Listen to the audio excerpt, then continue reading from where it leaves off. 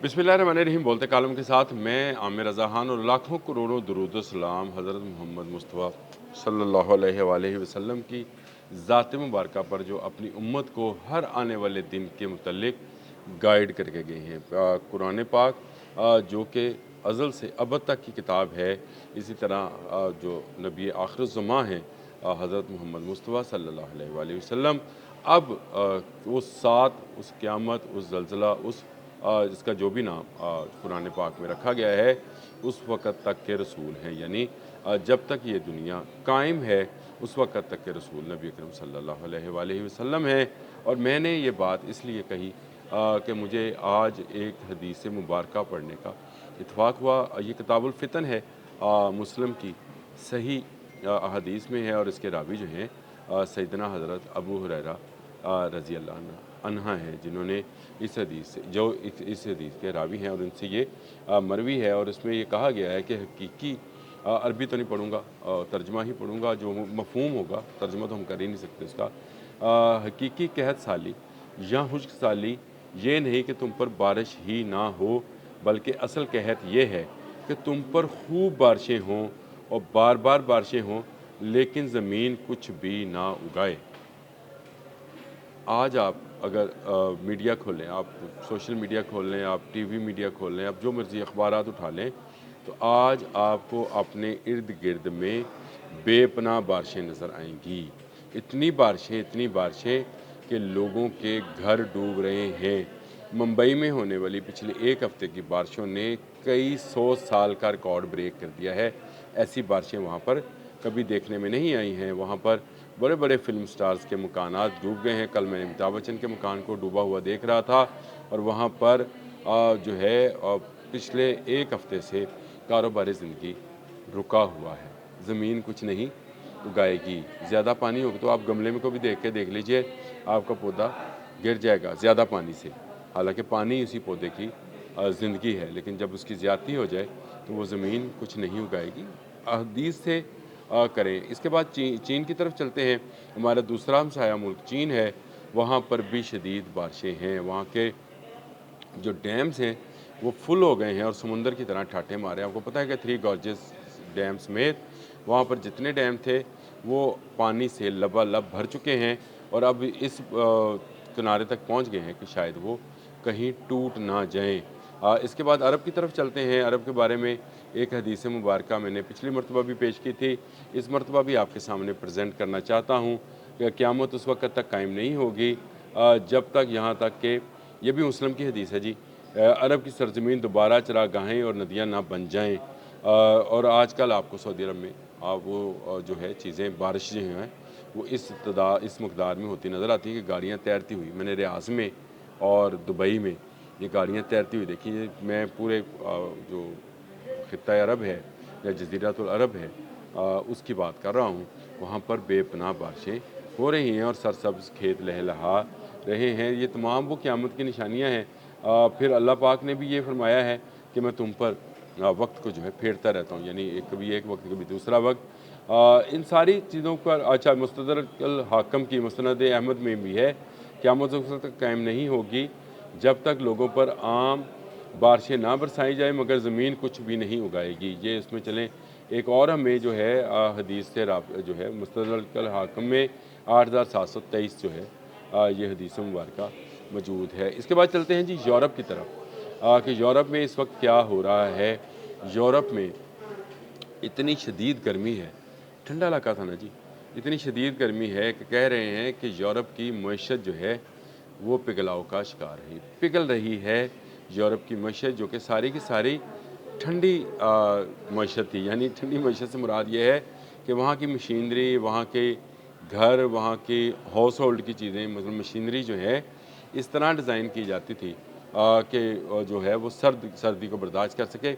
इस कदर गर्मी को बर्दाश्त करने का उनमें हौसला नहीं है और इसकी वजह से उनकी कारकर्दगी जो है वो आहिस्ता आहिस्ता कम होती चली है। जर्मनी एक तहकीकाती इदारे ने इस पर कहा है कि इसका नाम है जी अलायंस ट्रेड। उन्होंने कहा है कि 30 से 35 डिग्री सेल्सियस के दरमियान एक इजाफी डिग्री जब बढ़ती है तो कारकर्दगी 1.30 जो है कम हो जाती है और इससे अरबों डॉलर का نقصان جو ہے وہ برداشت کرنا پڑا ہے. لوگوں کی کارکردگی جو ہے وہ متاثر ہوئی ہے, ان کے جسم جو ہیں اس قدر شدید گرمی کے عادی نہیں ہے. لیکن اب ہر آنے والے سال میں یہ گرمی اور بڑھے گی. اس کی وجہ انہوں نے بنیادی طور پہ یہ بتائی ہے کہ اپنے آپ کو ٹھنڈا رکھنے کے لیے زیادہ سے زیادہ ایئر کنڈیشننگ جو ہے استعمال کی جائے گی. کل میں اپنے ایک دوست سے بات کر رہا تھا, میں نے کہا 99 میں جب پہلی مرتبہ گیا تھا تو وہاں میرے بھائی کے گھر میں پنکھا نہیں تھا, استعمال ضرورت نہیں پڑتی تھی. لیکن جب جیسے جیسے میں نے انگلینڈ کے دورے زیادہ جانا آنا شروع کیا تو وہاں پر مجھے نظر آیا کہ پنکھے آ گئے, پھر ریسٹورنٹس میں ایئر کنڈیشنرز لگ گئے, اب گھروں میں ایئر کنڈیشنرز لگ رہے ہیں. ایئر کنڈیشنر ٹھنڈی ہوا آپ کو دینے کے لیے باہر فضا میں گرم ہوا پھینکتا ہے. اب ان کو ہمارا مسئلہ سمجھ آئے گا کہ ہمیں بجلی کا کیا مسئلہ ہوتا ہے. یہ مسئلہ اب ان کو آ رہا ہے. وہ کہہ رہے ہیں کہ آنے والے وقت میں جتنا ہم ایئر کنڈیشننگ استعمال کریں گے اتنا ماحول زیادہ گرم ہوگا. تو ہر آنے والا دن ان کے لیے مزید گرمی لے کر آئے گا, مزید اس طرح کی گرمی کی وائبز جو ہیں یا اس طرح کی گرمی کی لہریں جو ہیں یورپ اور امریکہ کو متاثر کرنے والی ہے. اس خطہ میں جس میں ہم رہتے ہیں یہاں پر بارشیں زیادہ ہوں گی. پچھلے سال بھی آپ کو پتہ ہے دریاؤں میں جس طرح سے سیلاب آیا, راوی نے جس طرح سے بستیاں ڈبوئیں, اور یہاں سے لے کر سندھ تک جو ہے, اور خیبر پختونخوا سے لے کے کہنا چاہیے سندھ تک, اور یہاں سے میں نے اس لیے کہا کہ پنجاب سے بھارتی پنجاب سے بھی پانی اس طرف آیا. راوی اور ستلج نے بھی اپنا کام کر دکھایا اور اس طرح سے بہت بڑا علاقہ جو ہے وہ سیلاب کی زد میں آیا. فصلیں تباہ ہو گئیں, زمین کچھ نہیں اگائی, اتنی بارشیں ہوں گی. یار ذہن میں رکھیے گا, احادیث مبارکہ جو کہ قرآن پاک سے متصادم نہ ہوں بلکہ اسے میچ کرتی ہوں, ان کے صحیح عین ہونے پر کسی کو کوئی شک و شبہ نہیں ہوتا ہے. یہ احادیث مبارکہ جو ہیں جو مسلم میں, مستدرک الحاکم میں, مستند احمد میں آئی ہیں, یہ بلا وجہ نہیں تھیں, اور ان کے بارے میں نبی اکرم صلی اللہ علیہ وسلم اپنی امت کو آگاہ کر کے گئے ہیں. ضرورت اس امر کی ہے کہ ہم اس سے بچنے کے لیے وہ اقدامات کریں جن کا حکم ہے. ایک حدیث مبارکہ اور آپ کو بیان کرنے لگا ہوں, جس کا مفہوم بیان کر رہا ہوں کہ نبی اکرم صلی اللہ علیہ وسلم نے فرمایا کہ اگر جو ہے قیامت آ رہی ہو اور آپ کے ہاتھ میں پودا ہو, مفہوم بیان کر رہا ہوں, تو میں وہ پودا جو ہے زمین میں لگا دوں گا. درخت وہ واحد اللہ پاک کی تخلیق ہے جو اس موسمیاتی تبدیلی کو روک سکتی ہے. لیکن کیا کیا جائے کہ ہم نے درخت کاٹ کر ان سے جو ہے بہت سارے کام لینے ہوتے ہیں. ہم نے دیگیں پکانی ہوتی ہیں درخت کاٹ کر, ہم نے درخت کاٹ کر کپڑا رنگنا ہوتا ہے.